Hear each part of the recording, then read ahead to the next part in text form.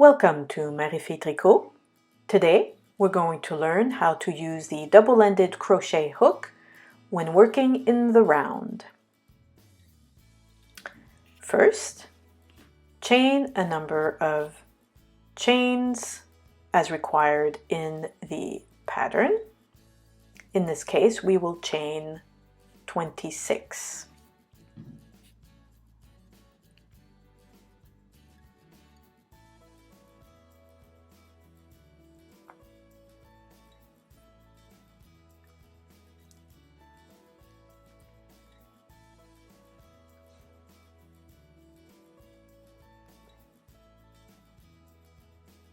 Once we have chained 26, we will then join to make a circle. We will join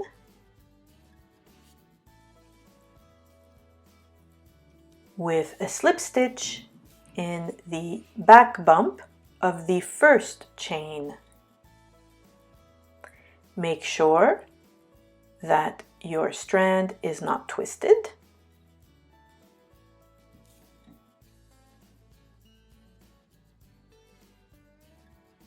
You insert the hook in the back bump there.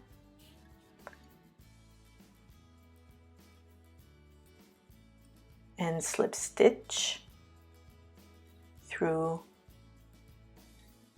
all the loops so that you have that one loop left on your hook, and that loop will count as your first stitch. Quick reminder, in Tunisian crochet, we must work a row or a round in two passes, a forward pass and a return pass.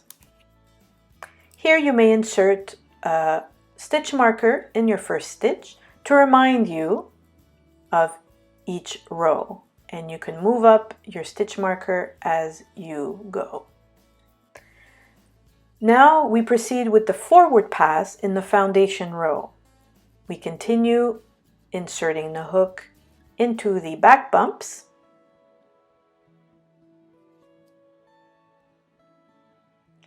When working in the round, we try and fit as many loops as we can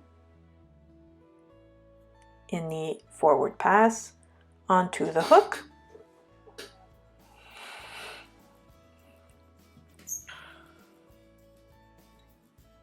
And when working in the round, as is obvious, we cannot fit all the loops on the hook to work at once, so we must do a forward pass and a return pass in several stages.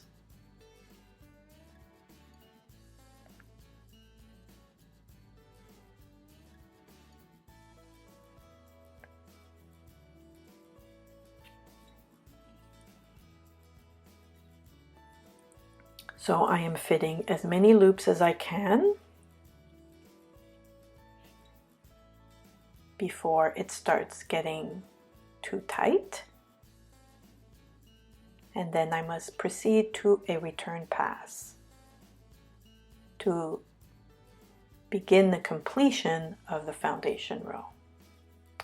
A return pass with a double-ended hook. We turn the work over to work with the other end of the hook, and this is where we introduce a new strand. In this case, a different color. We do our magic knot, and that will count as a loop or as the yarn over for the first pulling through the loop. Then we yarn over, pull through two loops, and we proceed as such for the return pass.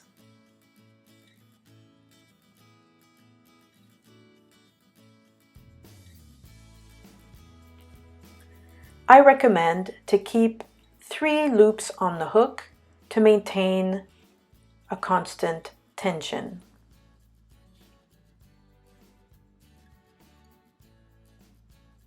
Three loops. And now we must return to the forward pass to complete it for the foundation row. So we continue to insert our hook through the remaining back bumps.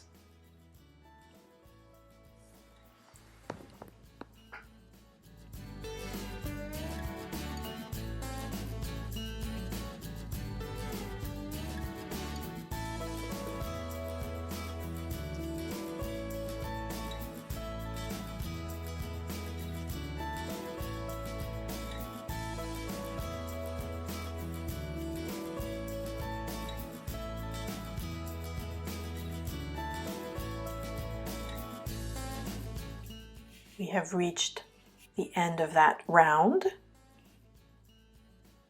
as this is now a circle. So to correct, as we are working in the round, this would be the foundation round.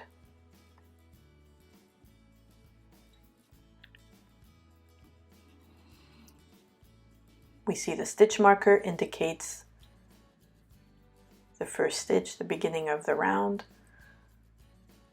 I want to start completing this round by going to the return pass again, yarn over, pull through 2, yarn over, pull through 2,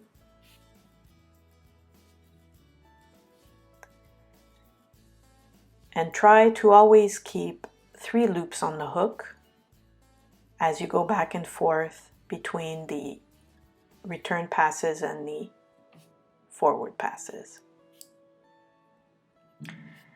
Now I want to begin my row, or round 1, I should say.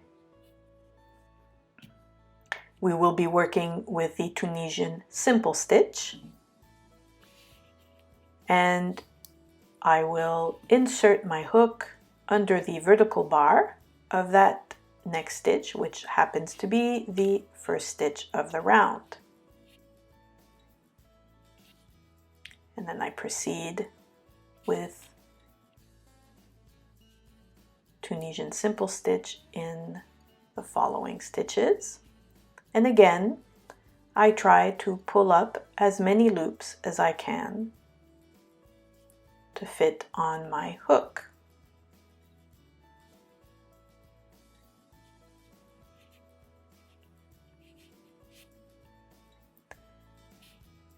Now I can move up my stitch marker to the next stitch above as a reminder that I will be doing the first row. This is up to you. If you feel comfortable without a stitch marker, you can proceed that way. And now I proceed again to the return pass.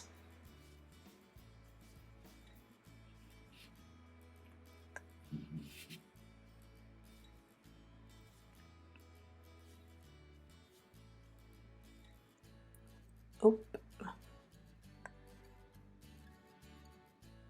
Let's keep my 3 loops on the hook, right? This ensures a good tension as you go back and forth. And now I continue with the forward pass and the Tunisian simple stitch. So when working in the round, we always need 2 strands. In this case, it's 2 different colors. And the forward pass is always with the same strand, in this case the pink. And the return pass will always be with the second strand, in this case the green.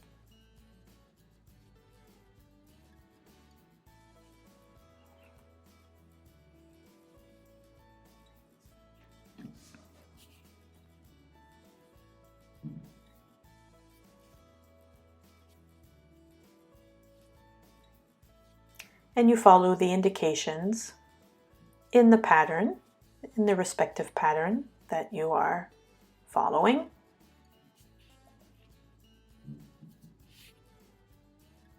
In this case, it is for the cup cozy.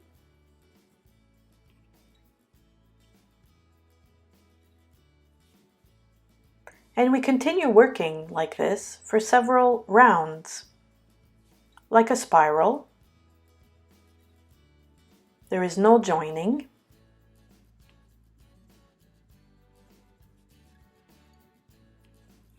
And now we get to the end of that round and we continue.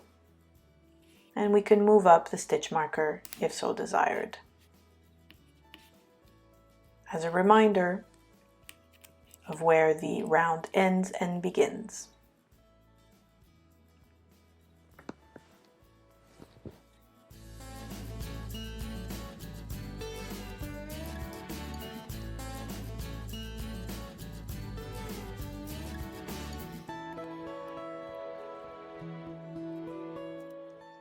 So we've proceeded to do several rounds, and as indicated in the pattern, we are in the last round before the finishing round.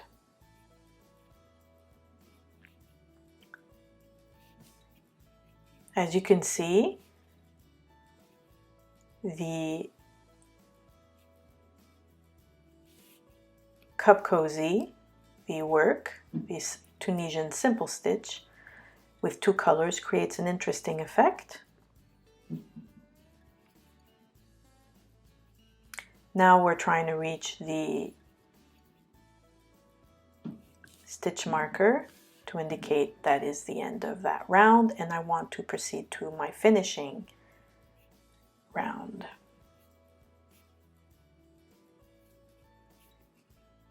Since I began with the pink strand at the very beginning, I would like to finish with the pink strand as well to create the edge.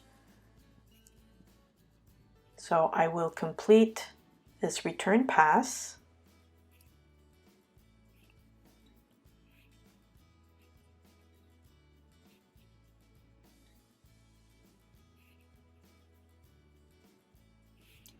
And go back to the forward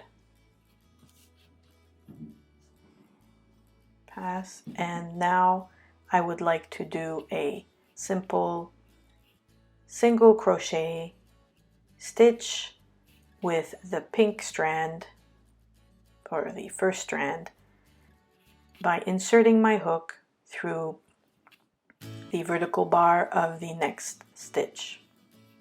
So this is what is called the finishing round. And I continue like this.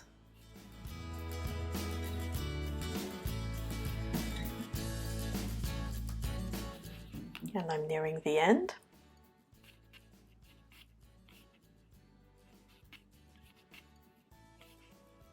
And then as I get to the last stitch in the round, I would like to do a slip stitch to close.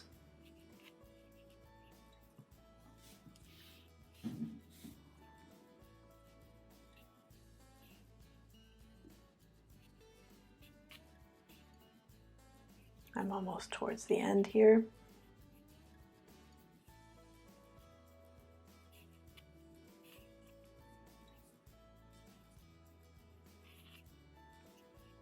One last one.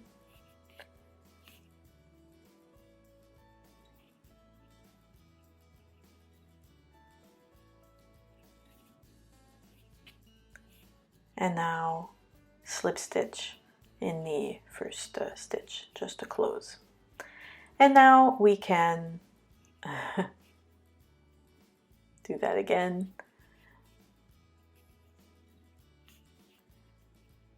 And now we can cut and weave in all the ends.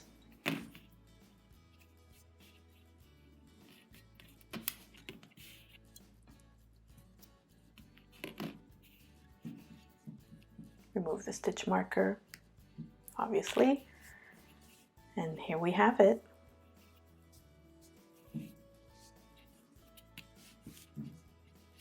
That's how we work a double-ended crochet hook when working in the round.